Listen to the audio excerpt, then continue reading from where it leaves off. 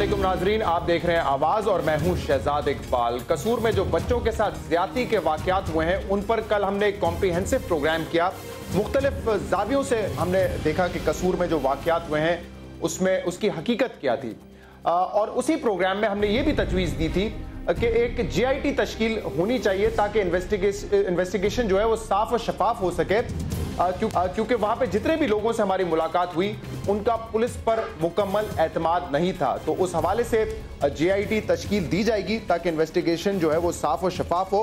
और साथ साथ एक और मुतालबा जो कि कसूर के लोगों का था कि दहशतगर्दी की दिफात भी पर्चे में शामिल होनी चाहिए, उन दिफात को भी अब जो है शामिल कर दिया गया है। इस पर भी बात करेंगे और चंद और इशूज हैं, सियासी इशूज, जिन पर आज प्रोग्राम में बात होगी। और इन सब के लिए हमने आज प्रोग्राम दिए शेख रशीद साहब को, अवामी मुस्लिम लीग के सरबराह। बहुत बहुत शुक्रिया शेख साहब प्रोग्राम में तशरीफ लाने के लिए। शेख साहब, सबसे पहले तो ये कसूर में जो हुआ है बच्चों के साथ, जब आप तक ये खबर पहुंची, जब आपने टीवी पे देखा या अखबार में पढ़ा, क्या महसूस कर रहे थे आप? कुछ भी नहीं, मीडिया ने हिम्मत की, वरना गरीब के बच्चे तो पैदा ही इसी कामों के लिए हुए हैं। बड़े लोगों को के खिलाफ किसने शहादत दी है इस मुल्क में? किसकी जुर्रत है? वकला की मामलात में कौन एक आम आदमी पार्टिसिपेट कर सकता है? ये तो मीडिया ने एक सूरत हाल बताई। और JIT तो मॉडल टाउन की भी बनी थी जी। अब बताएं ना, कहाँ गए वो जज साहब का फैसला जो मॉडल टाउन के कत्लो गारत में और दहशतगर्दी और पहले जस्टिस बाकर की रिपोर्ट आई थी, देखें ना, जस्टिस बाकर की एक ऑनेस्ट और बोल्ड रिपोर्ट को जिस तरह खसो खाशाक की तरह बहा दिया इस JIT ने। अब देखेंगे ये भी यही करे, ऐसे ही करेंगे बातें। देखिए, जिस मुल्क में गुर्बत की लकीर से 60-70% लोग नीचे, ये कोई मेरा नहीं ख्याल कि लोग कह रहे हैं लाखों करोड़ों रुपया मुमकिन है उन्होंने 2-2 हज़ार रुपए, 250 रुपए की CD बेची हो जी। गुर्बत उस जगह पे पहुंच चुकी है कि गरीब आदमी इस माशरे में जिंदा रहने के लिए हर कमीना और गंदा और सितम ज़रिया काम भी करते हुए नहीं हिचकिचाता। पैसा पैसा पैसा। लेकिन सर, ये तो ऐसा फेल था ना जिसको आप गुर्बत से भी जस्टिफाई तो नहीं कर सकते। देखें, तमाम चीजें, ये तमाम क्या, जहां ये क्राइम्स होते हैं, जहां ये सेक्सुअल अब्यूज होते हैं, सब मसला होते हैं, वहां गुर्बत का बहुत बड़ा दखल है। मैं नहीं मानता कि ये सिर्फ एक ज़हनी सोच का नाम है और तमाशबीनी और याशी का नाम है, उसका कुछ ना कुछ गुर्बत से भी जरूर इसका है। हाँ, लेकिन सर जो ग्रुप इसमें इन्वॉल्व था वो तो ऐसा लगता है कि बड़े बाअसर लोग थे कसूर के, उनके पास जाहिर सी बात है अगर उनका मुकाबला आप करें वहां के, वो जुल्म तो गरीब लोगों पे कर रहे थे ना, जिन लोगों से उन्होंने पैसे, वो गरीब थे, उसी बात कर रहा हूं, वो गरीब थे। देखिए, जिनके साथ जुल्म है वो ताकतवर है। जालिम तो ताकतवर है, जुल्म करता ही हुआ है जिसके पास ताकत है, जिसको पता हो कि आगे से जवाब नहीं आना, जिस शख्स को पता हो कि आगे से एक चांटे का जवाब 2 चांटे बढ़े। इसीलिए मैं कौम को कहता हूं, उठो, गैरत की लकीर से भी नीचे मत गिर जाओ, वरना लोग हमें माशी तौर पे, सियासी तौर पे, इक्तसादी तौर पे, मजहबी तौर पे, इखलाकी तौर पे सब रोंद के गुजर जाएंगे। जो आप उठने वाली बात कर रहे हैं ना कि लोगों ने उठना है, सर इस केस में मीडिया को तो शायद क्रेडिट बाद में जाता है, पहले वहां के लोग गए और उन्होंने पुलिस स्टेशन पे जाकर कोशिश की कि प्रोटेस्ट करें, फिर आगे बढ़े जहां पर उनको रोका गया। ये एक बुनियादी वजह थी। पंजाब के पुलिस स्टेशन में 10, 15, 20 रोज केस ऐसे होते हैं जिसको SHO या दूसरे बासर लोग वापस भेज देते हैं। कम से कम 1-2 तो हर थाने में जरूर होते हैं कि कहते हैं। इवन गाड़ी चोरी के पर्चे लोग हमारे पास आते हैं जी, गाड़ी चोरी हो गई, 20, 25, 18 लाख की गाड़ी थी जी, कल हमारे पास एक आए। हर रोज 2-2, 3-3 गाड़ियां चोरी होती हैं, नहीं करते FI, करते हैं जी शायद मिल जाए, 24 घंटे देख लो भर। सो इस मुल्क में शेख साहब, ये कसूर किसका है, नाकामी किसकी है? रियासत की है, हुकूमत की है, या ये हमारे माशरे की नाकामी है कि इस तरह के केसेस आ रहे हैं कि जहां पर ज्यादती करके या आपस में 2 बच्चों को ज्यादती करवा कर उनकी वीडियो बनाई जाती है और फिर उसको जो है बेचा जाता है और ब्लैकमेल किया जाता है उन बच्चों को वीडियो के। देखें, काफ़ी अर्सा पहले रावलपिंडी में भी सेटेलाइट टाउन के इलाके में ऐसी बच्चियों बेटियों की वीडियो बनाई गई, खुदकुशियाँ हुई। मीडिया ने उसको इतना स्ट्रांगली नहीं लिया जितना इसको लिया है, वो बात ठप हो गई। कैफे का गालिबन ये वाक़या था जी। राइट। सो बड़ी माजरत के साथ अर्ज करता हूँ कि स्टेट जो होती है वो खासी करती है लोगों के जज्बात, मामलात, और जब पता हो कि भाई यहाँ कोई हुकूमत है, किस नाम की हुकूमत है, किस नाम, मैं कहता हूँ दुनिया में इन 2 सालों में कोई ऐसा वजीर आजम निकाले जो अपने मुल्क में कम और मुल्क से बाहर ज्यादा रहा हो। और हर दफा ये कहा कि इन्वेस्टमेंट आ रही है, बड़े मुआहदे शुरू हो गए हैं। और हाल क्या है कि 2 सवाल मैं कौमी असम्बली में रोज पूछ रहा हूं जी।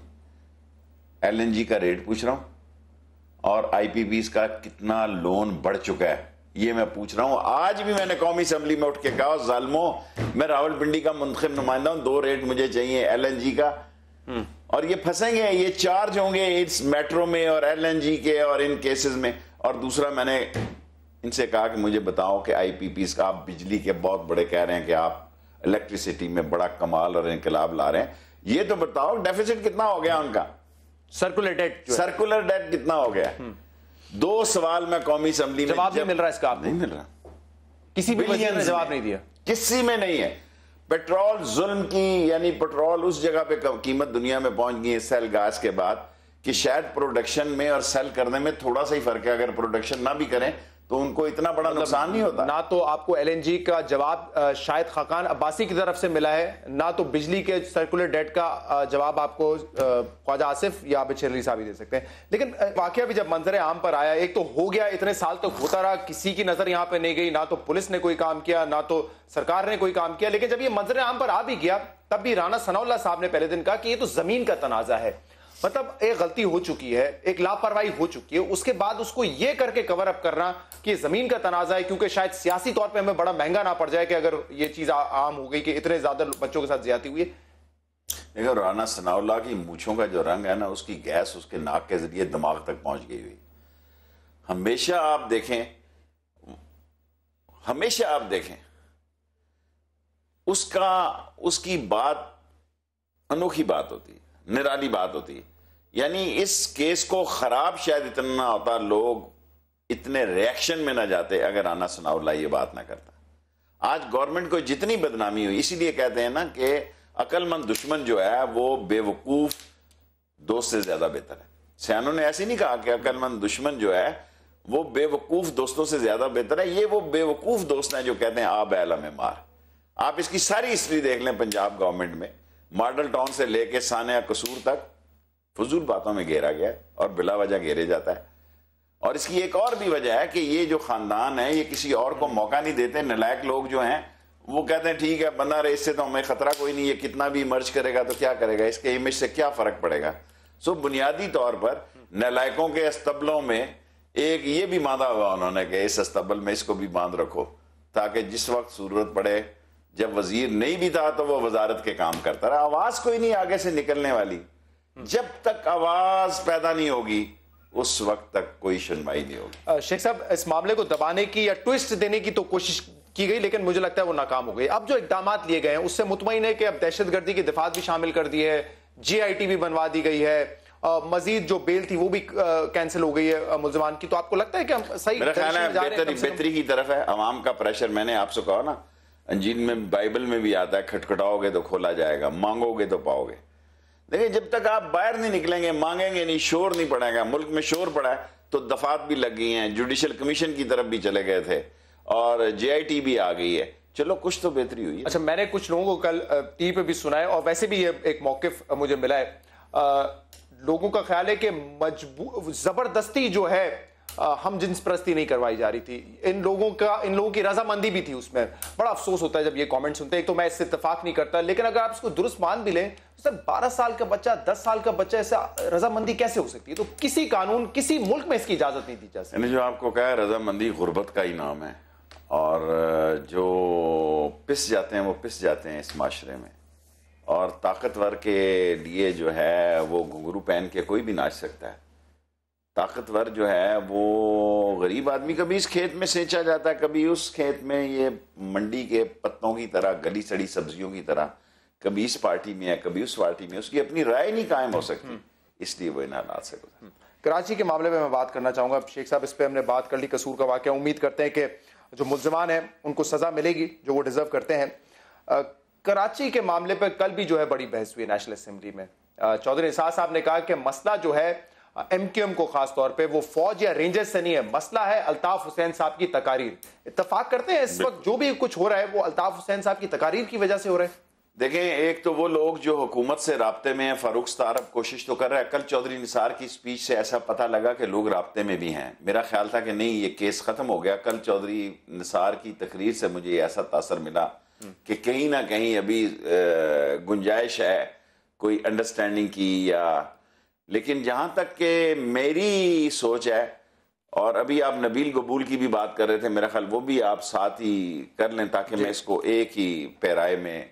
नबील कबूल साहब फरमाते हैं कि मुझे अब धमकियां मौसूल हो रही हैं। उन्होंने आज सिंध हाई कोर्ट में जाकर जो है इस पर दरख्वास्त की कि मुझे सिक्योरिटी प्रोवाइड की जाए। और जब एमकेएम उन्होंने छोड़ी थी उस वक्त वो बहुत सारे लोगों के खिलाफ बात कर रहे थे, कह रहे थे अल्ताफ हुसैन साहब ने जो है मेरे पे बड़ा रहम किया, मेरे पे बड़ा करम किया, लेकिन अब वो कह रहे हैं कि मुझे धमकियां भी उनकी तरफ से मिल रही हैं। देखें, इस पार्टी में मैं पहले दिन से ये राय रखता हूं कि आगे भी अल्ताफ हुसैन है, साइड पे भी, जनूब में भी, शमाल में भी। बाकी किसी आदमी की इतनी जुर्रत नहीं है। बाकी सारे बौने लीडर हैं, बौने लोग हैं। और ये धमकियों की हद तक मैंने कौमी असम्बली में भी महसूस किया कि बाज नए चेहरे ज्यादा उखड़े हुए हैं। कल जब फारूक सत्तार वहां तकरीर कर रहे थे, हालांकि मैंने रोका नहीं किसी को कि भी कौन करे, लेकिन कसूर पे बात हो रही थी, तो मैंने पीछे एमएनएस देखा कि एक काफी बेचैन है, क्योंकि अगर इनको एमएनएस को ये सिक्योरिटी है या श्योरिटी है कि भी इन पे तो हाथ नहीं पड़ेगा। देखिए, बड़े लीडर सारे भाग गए, मारा गया गरीब महाजर। जब मैं ये बात करता हूं ना, तो एमक्यूएम वालों को भी तकलीफ होती है।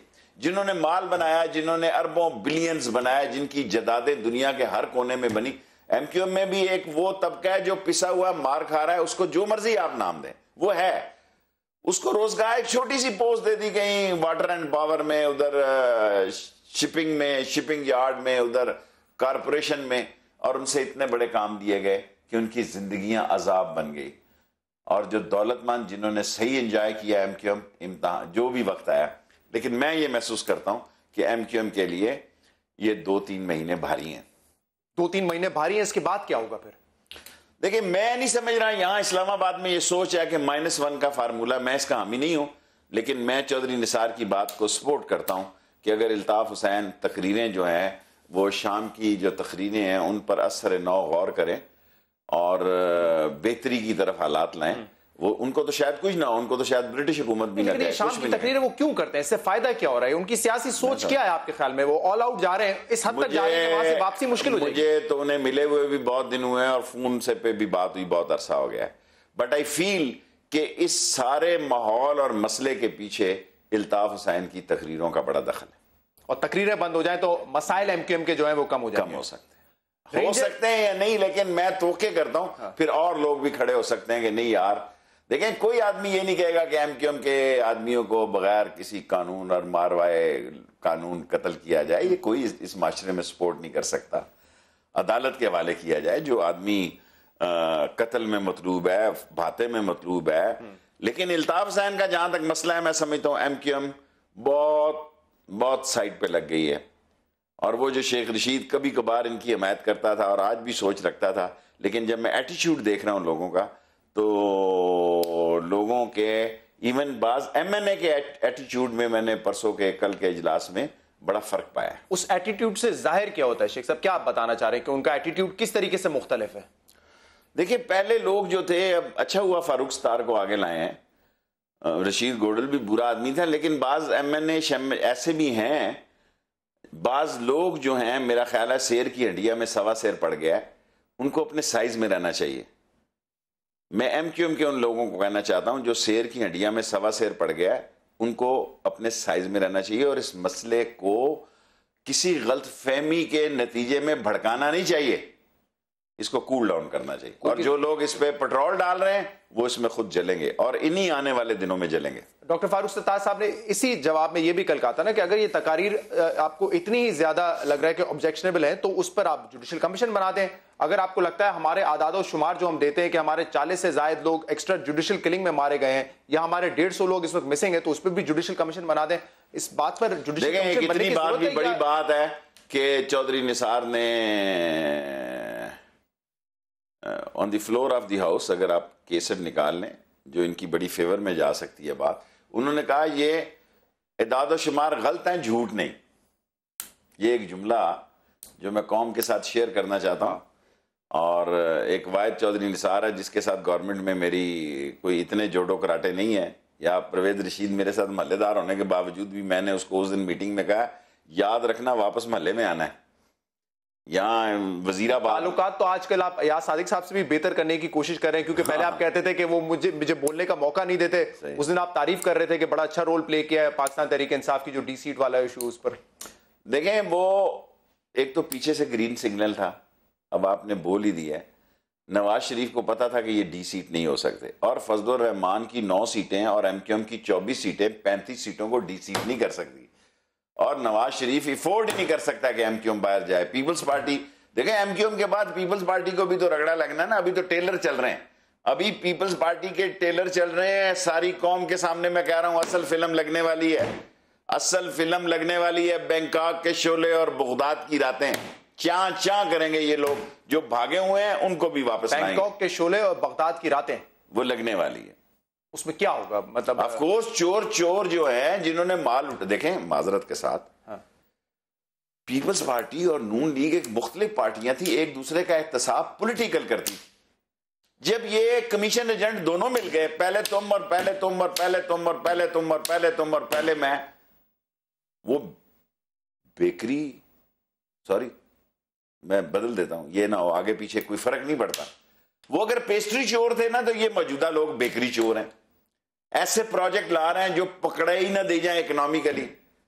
50-50, 40-40 अरब रुपए की जी मेट्रो बन रही है, तबाही हो गई है लोगों का सारा इंफ्रास्ट्रक्चर, दुकानदारों का, शॉपिंग का। और हमने आज प्रिविलेज मोशन दिया जी, हमारा कॉलेज वहां पे, हमारा अस्पताल है वहां पे। हमने एक्सप्रेस वे पे शेख रशीद पे इनको कहा अपना नाम रख लो यार, हमने अरबों रुपया लगाया, वही कामयाब होगा, आप नाकाम हो गए। ठीक है, अब उस तरफ आ रहे हैं। मुझे एक ब्रेक लेनी है शेख साहब, इसके बाद कराची के हवाले से कुछ और बात करेंगे। एक दो और इशूज हैं जिन पर आज बात होगी प्रोग्राम में। एक छोटा सा वक्फा प्रोग्राम में शामिल करते हैं, इसके बाद आपके सामने हाजिर होंगे, हमारे साथ रहिए।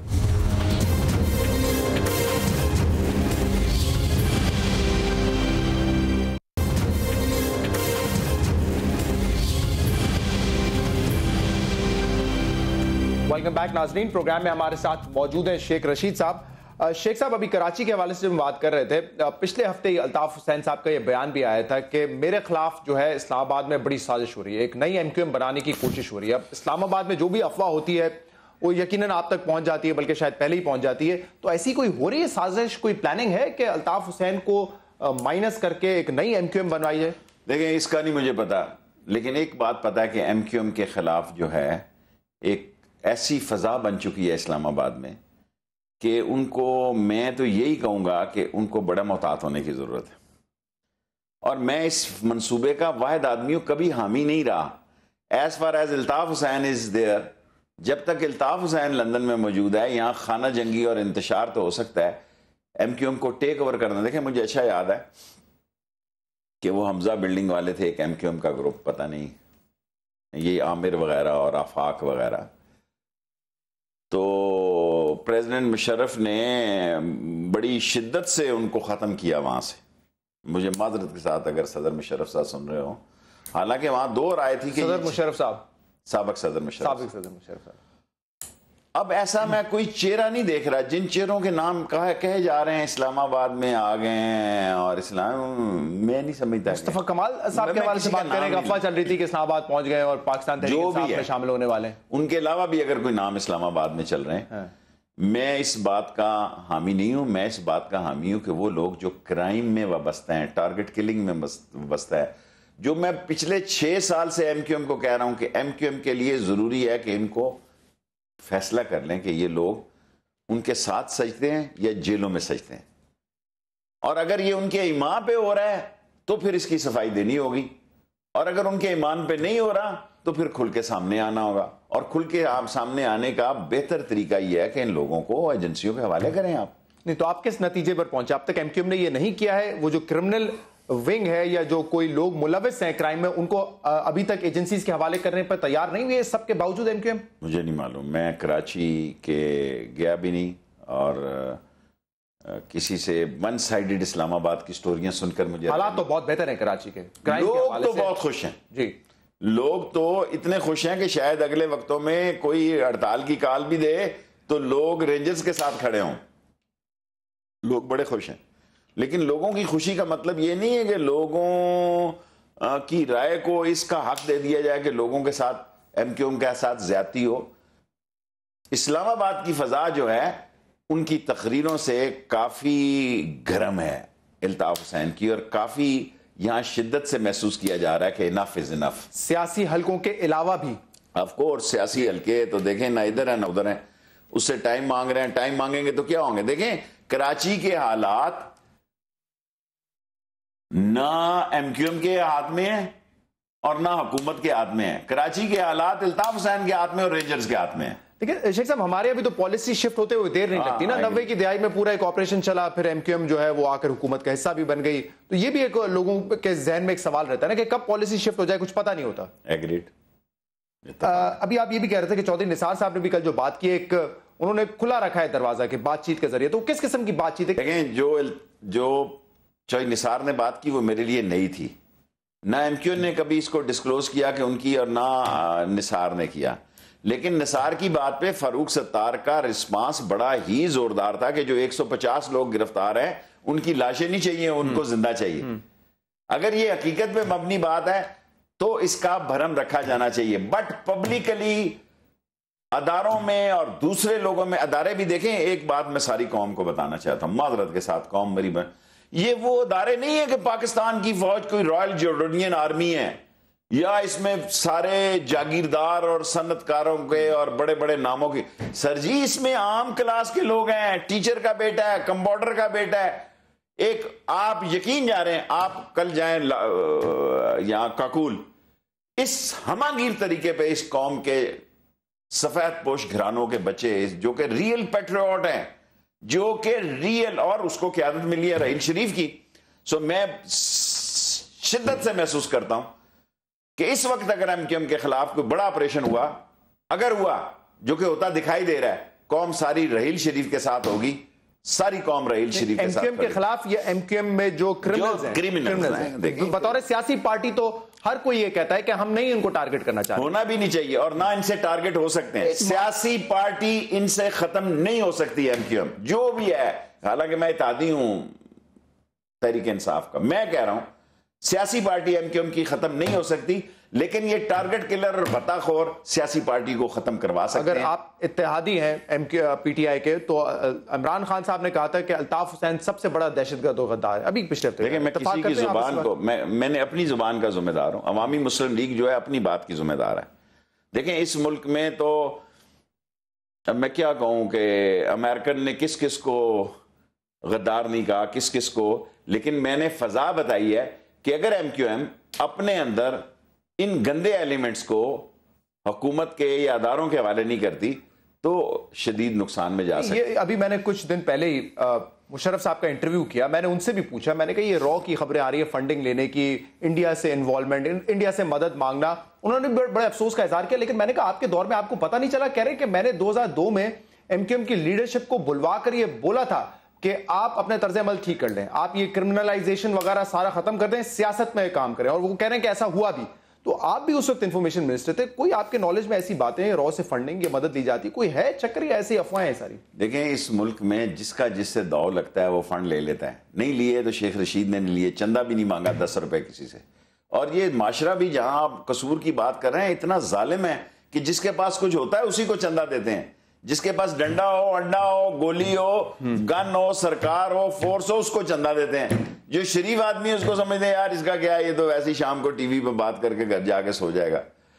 इनफैक्ट ये है कि आपने बड़ा टाइम एमक्यूएम को आज दे दिया।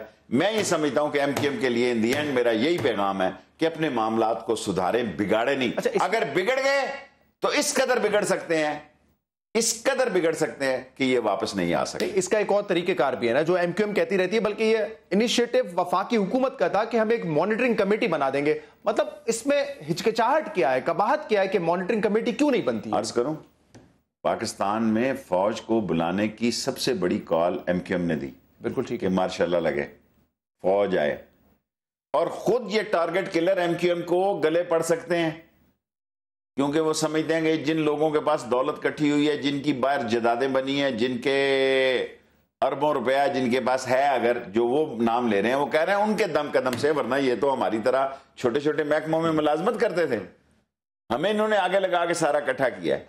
सो ये कहना कि एमक्यूएम के अंदर जो सूरत हाल है वो इस बात की गमाजी जरूर करती है कि MQM के साथ एक बेहतरी की पॉलिसी अपनाई जाए, और ये अपनाई जा सकती है ता वक्ते के MQM का जो फैसला कुन तबका है, इंक्लूडिंग अल्ताफ हुसैन, वो इन बदमाशों और भत्ताखोरों को सरकार के वाले ऑपरेशन का लेकिन तासुर दुरुस्त करने के लिए मॉनिटरिंग कमेटी बना दी जाए तो इसमें हर्ष तो कोई नहीं नजर आता बज़ाहिर। मुझे नहीं मालूम। शेख साहब ये बताएं, भाभी सियासत में आ रही हैं या आ चुकी हैं? मेरा उनका भी टीवी खराब है, उन्होंने कहा इमरान खान का। मेरा तो कई दिनों से ही वो गलती से मैंने मॉडर्न स्मार्ट टीवी लगाया, वो पुराना डब्बे वाला ठीक था, वो बटन कोई और दब गया, बंदा लाता हूं तो वो ठीक ही नहीं हो रहा। सो मेरा नहीं ख्याल, मेरा ख्याल है सियासत में वो तो पहले दिन से ही सियासत में थी। देखें 5 आदमी, म्यूजिशियन, फिजिशियन, पॉलिटिशियन, जर्नलिस्ट भी कह रहा हूं, जर्नैल, ये सियासत में ही होते हैं मरते दम तक। तो वो खुद इमरान खान कहता है कि वो सियासत में आ गई है, तो इसमें क्या खबरियत है? अमली सियासत होती है ना, एक जैसे खुद इलेक्शन तो नहीं लड़ रही सियासत इसी का नाम है, रेहाम खान साहब, लेकिन वहां पर वोट मांगने के लिए तो जा रही है अपनी पार्टी के लिए। सियासत इसी का नाम है, पहले आदमी वोट मांगता है फिर वोट बनाता है। तो सियासत में आ चुकी है मतलब? मेरा ख्याल है कि ठीक है। इसको आप कैसे देखते हैं? एक अरसे से जब इवन आप इत्तेहादी नहीं थे पाकिस्तान तहरीक इंसाफ के, तो यही मौरूसी सियासत, family politics, family dynastic politics पर इमरान खान बड़ा तनकीद करते रहे। सही कह रहे हैं आप मेरे मुंह से क्यों ऐसी बात? आप इत्तेहादी हैं, आपसे चले इत्तेहाद बतौर इत्तेहादी नहीं कह सकता हूं ना कि सही कह रहे हैं आप। बतौर इत्तेहादी नहीं, एक पॉलिटिकल एनालिस्ट के तौर पे मुझे एक जवाब अगर आप, मैं आपको कह रहा हूं कि आप सही कह रहे हैं, इससे ज्यादा मैं पोजीशन में नहीं होता। मतलब फैमिली पॉलिटिक्स के बगैर हमारे यहाँ सियासी पार्टीज नहीं चल सकती, ये बात देखें, एक जमात इस्लामी को छोड़ के मुमकिन नहीं। गुजारिश ये है, वैसे तो तारीख में सिवाय एक भुट्टो खानदान के किसी की औलाद बड़े की कामयाब नहीं हुई। मौलाना मदूदी का बेटा नाकाम हुआ। अगर आप फजलुर रहमान को, मौलाना मुफ्ती महमूद के बेटे को कामयाबी कहते हैं, तो मैं नहीं समझता जो उसको इज्जत दूसरी बाहर मिली है वो एक आलम दीन से बहुत कम है। खाकसर तहरीक का क्या हाल हुआ, अल्लामा मशरकी के बाद आप अताउल्लाह शाह बुखारी के हालांकि बेटे बड़ी जिद्दोजहद में है। सो एक भुट्टो का खानदान, उसका भी अगर अंजाम देखें कि एक जवान बेटा जो है घर से 400 गज के फासले पे मारा जाता है और 6 घंटे तक लाश उठाने वाला कोई नहीं। एक बेटी उसकी मारी गई है मरी रोड पे, आप वो स्ट्रेचर देखें, मैंने उनको कहा संभाल के रखो, उसका चौथा पहिया नहीं था। ए कौम के लूटने वाले हुक्मरानों, बेनजीर जुल्फकार अली भुट्टो की बेटी थी, बेनजीर जुल्फकार अली भुट्टो की बेटी थी, जिस स्ट्रेचर पर उसने दम तोड़ा उसका चौथा पहिया नहीं था। और बड़ी माजरत के साथ अर्ज करूं, वो जो मुर्तजा, आपको पता है क्या कहूं, मुझे टीवी लाइव पे कहना चाहिए कि नहीं, ये इतना हैंडसम थे कि ये मेरे कॉलेज में, मेरे इलेक्शन में जब ये आते थे तो मेरा को एजुकेशन का मसला था, 10-15 वोटें, इतना खूबसूरत जवान था कि 10-15 वोटें जो हैं जब वो गॉर्डन कॉलेज में आता था मेरी वैसे ही खराब हो जाती थी। अच्छा है जी, यानी इसका इतना यंग, इसकी आंखों में ऐसी एक चमक थी और एक ऐसा हुसीन नौजवान था। हालांकि मुकाबला ये परवेज रशीद भी कम हसीन नहीं था नौजवानी में, लेकिन ये सब लोग मेरे से शिकस्त खा गए। जब मुर्तजा आता था ना तो मुझे फिक्र पड़ जाती थी कि यार ये 10-15 वोटें तोड़ जाएगा। सही, लेकिन मुझे ये पता है, मैं रेहाम खान साहब अगर मेरिट पे आना, सर मैं नहीं कह सकता, कोई मसला नहीं। देखिए मेरे तरीके इंसाफ, लेट मी क्लियर इट, मेरे तरीके इंसाफ से तल्लक नहीं है, मैं तरीके इंसाफ का हिस्सा नहीं हूं। तरीके इंसाफ बात करें रेहाम खान की, मेरे इमरान खान से तल्लक है, उसकी बीवी है, सो मेरे लिए भाभी का दर्जा रखती है, मैं कोई कमेंट नहीं करूंगा। आप तरीके इंसाफ का हक है, आप मेरी बात सुने। एंकरों का क्या मसला है, मेरे से सारे वो सवाल करते हैं कि हमारा फड्डा हो। यहाँ रोज उनके फड्डे की क्या बात है सर जी, आप यहाँ रोज उनके लोग आते हैं, उनके देखो तरीके इंसाफ में तो स्पोक्स पर्सनों की कमी नहीं है। एक शेख रशीद है जिसको अजहर कसाई रोज ये कहता है कि मीडिया को इसको हाथ ना लगाना इंटरनेट। सब उन तमाम से भी पूछते हैं, लेकिन मैं आपसे इसमें सियासी तज्जिया ले लूं। वैसे मैं तो समझो कोई मैं महसूस कर रहा हूं कि जिस प्रोग्राम में मैं जा रहा हूं वो रेहाम खान के सवाल मुझसे जानबूझ के किए जा रहे हैं। देखिए आपसे तो अब वो इमरान खान की इज्जत है, मेरे लिए काबिल इज्जत है। आपका जो तबसरा है तरीके इंसाफ के आदमियों से पूछें, मुझसे भी पूछ लेंगे। और अभी ये जो बात कर रहे थे आपके परवेज रशीद साहब भी एक जमाने में बड़े खूबसूरत थे और मुर्तजा अली भुट्टो भी बड़े खूबसूरत थे।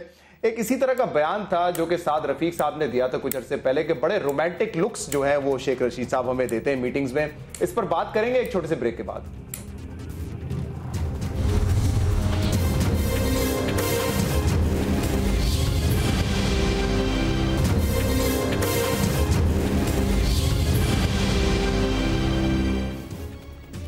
वेलकम बैक नाजरीन। शेख रशीद साहब हमारे साथ प्रोग्राम में मौजूद हैं। शेख साहब, अभी पिछले दिनों साद रफीक साहब ने एक बयान दिया जिसमें उन्होंने कहा कि शेख रशीद साहब हमें मीटिंग्स में जो है बड़े रोमांटिक लुक्स देते हैं। मैं चाहता हूं ये सुन ले पहले आप, इसके बाद इसका जवाब लूंगा। जी सुनाइए। मुझे समझ नहीं आती कि लोग कमरे में क्या बात करते हैं और बाहर आके क्या बात करते हैं। मुझे समझ नहीं आती कि अंदर तो हमें वो बड़ी रोमांटिक लुक्स दे रहे थे शेख रशीद साहब मीटिंग में, बाहर आके उन्हें क्या हो जाता है कि वो एकदम यकसर बदल जाते हैं। साहब, ये रोमांटिक लुक्स का क्या चक्कर है? साद रफीक साहब और पीएमएलएन के लोगों को आप रोमांटिक लुक्स देते हैं मीटिंग्स में? जो भी, मेरी उम्र बड़ी हो गई है, मेरा टेस्ट इतना गंदा नहीं हुआ, इतना बुरा नहीं हुआ, मैं इतना टेस्टलेस इंसान नहीं हूं, मैं हुस्न परस्त आदमी हूं कि जिनको देख कर क्या है उनको मैं रोमांटिक लुक दूं। ये आबिद शेर अली और ख्वाजा साद रफीक जो है ये ले दे देंगे। आप याद रखें, ये मेरे जुमले को संभाल रखें, इनका सियासी अंजाम भी क्या होगा ये भी आपको पता लग जाएगा। एक बड़े बाप का छोटा बेटा है। मैं तो पहले दिन से कह रहा हूं कि नवाज शरीफ की जरूरत है। कब मैं कह रहा हूं? मैं तो कह रहा हूं नवाज शरीफ की जरूरत है तहरीक इंसाफ का इस्तीफा ना देना। तहरीक इंसाफ का सड़कों पे जाना नवाज शरीफ के लिए नुकसानदेह है, नवाज शरीफ की सियासी मौत है। तहरीक इंसाफ का असेंबली में बैठना नवाज शरीफ की जीत है। देखें ना, उसने तो एज ए बिजनेसमैन आप देखें इस तरह माहौल को बनाया कि ख्वाजा साहब, मैं तो पहले दिन कौम को ना मैं जुडिशल कमीशन को मानता था ना मानता हूं, ना मुज़ाकरात का इमरान खान के हामी था ना हामी हूं। मुझे पता है कि ये सियासी लोग, ये इस किस्म के लोग जो हैं, ये नवाज शरीफ टाइप की पार्टी के लोग जो हैं, इनको घेरे में ले लेंगे। और वही हुआ। मैंने तो किसी से बात कौम से नहीं छुपाई थी। जब इमरान खान कॉन्फिडेंट था, अब ये सवाल इमरान खान साहब से पूछें, मैंने उस दिन भी उनको कहा, इमरान खान तुम 200% इससे हो जिंदा इमरान खान बुलाएं उसको प्रोग्राम में।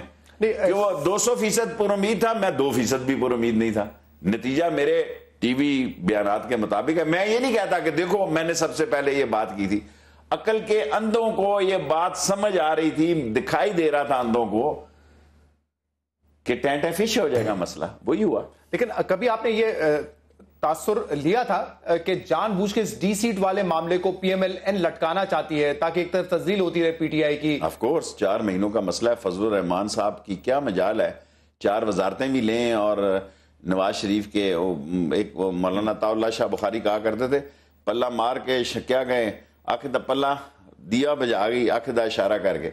मेरा मतलब है they were killing 2 birds with 1 stone। Fazlur Rahman से उनकी तजलील कर रहे थे। फजलुर रहमान साहब ने मुझे 2 क्वेश्चन, पहली दफा क्योंकि स्पीकर ने मुझे मौका दिया, मैंने कहा ठीक है। उन्होंने कहा जी लास्ट एलए से लेकर डी चौक तक, और मैंने कहा जब वो उस आयल और मोबाइल का जिक्र करता है, और मुझे उठकर उन्होंने कहा स्पीकर की इजाजत से, मैंने उसका नाम तो नहीं लिया, मैंने तो ये कहा लास्ट एलए से लेकर डी चौक तक। तो मैंने कहा वो भी इमरान खान किसी मोबाइल का या किसी ऑटो डीजल का किसी चीज का नाम नहीं लेता। लोग खुद ब खुद शुरू हो जाते हैं। ये कितनी बड़ी बदनसीबी है कि हमारे मुल्क की एक कदावर मजहबी शख्सियत जो है, कदावर मजहबी शख्सियत है, वो बड़े छोटे नाम से पुकारी जाए। और एक बड़ा सियासतदान जो है वो इखलाकी, इस हमाम में तो सारे नंगे हैं ये लोग।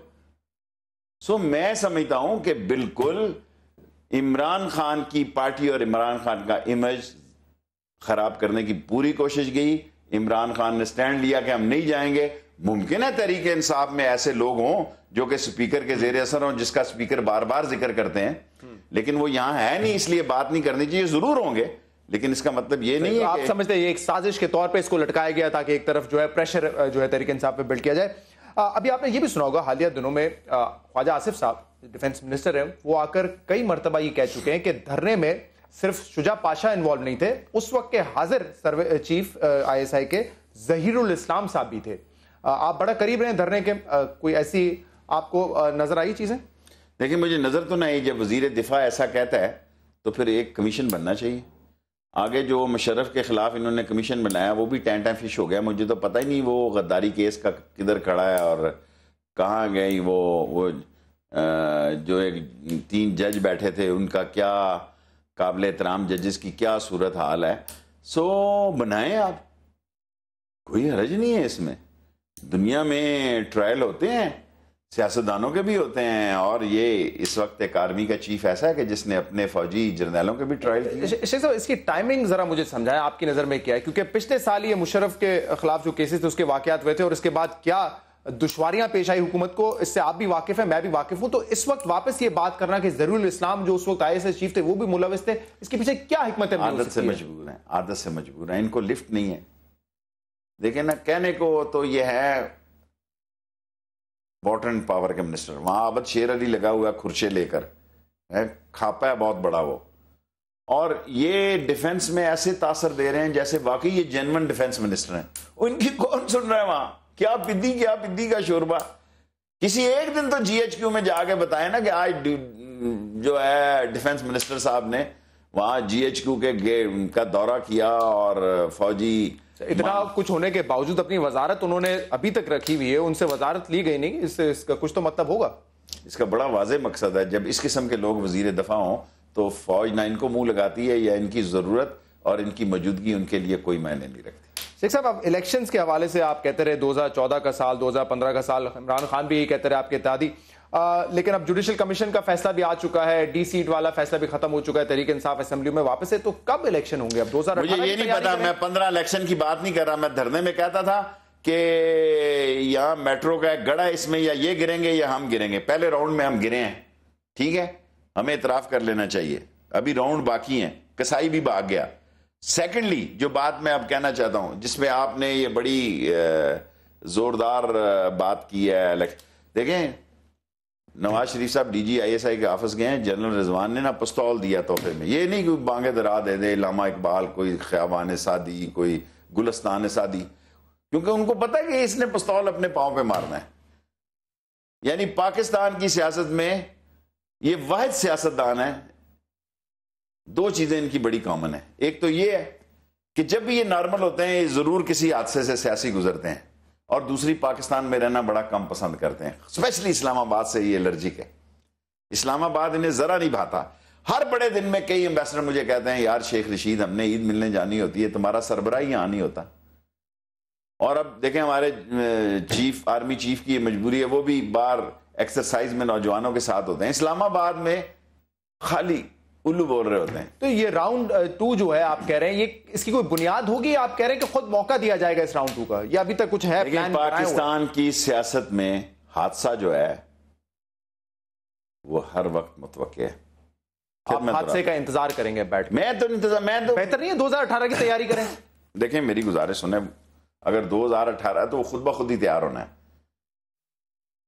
सियासतदान एक इलेक्शन लड़ने के बाद दूसरे इलेक्शन की तैयारी करता है, और जब ये लोग कहते हैं कि 3 साल इंतजार करो, नवाज शरीफ ने बेनजीर के साथ इंतजार किया था, बेनजीर ने नवाज शरीफ के साथ इंतजार किया था, दोनों के दौर के खात्मे में दोनों पार्टियों ने मिठाई बांटी, लेकिन ये स्ट्रीट स्मार्ट था आसफ जरदारी। उसने कहा हमें भी खाने दो, खुद भी खाओ, देख चढ़ाओ, गरीब आवाम को बीच में डालो, इनके मसाइल तबाह बर्बाद। जिस मुल्क में ना तालीम हो, एक्सपोर्ट कम हो रही हो, ना गैस हो, ना बिजली हो, ना नौकरी हो, ना हालात हो, वहां 2 बड़ी पार्टियां लल्ले तल्ले गुजार रही हैं, एक दूसरी की मुखालफत में बात भी नहीं करती, अंदर से मिली हुई है, और इस हद तक मिली हुई हैं कि जब तक अवाम नहीं मिलेंगे इन मुलाकातों से जान नहीं छूटेगी। शेख साहब बहुत बहुत शुक्रिया प्रोग्राम में तशरीफ लाने के लिए। नाज़रीन, इस प्रोग्राम का फीडबैक आप हमें दे सकते हैं हमारे सोशल मीडिया के जरिए। इजाजत दीजिए, अल्लाह हाफ़िज़।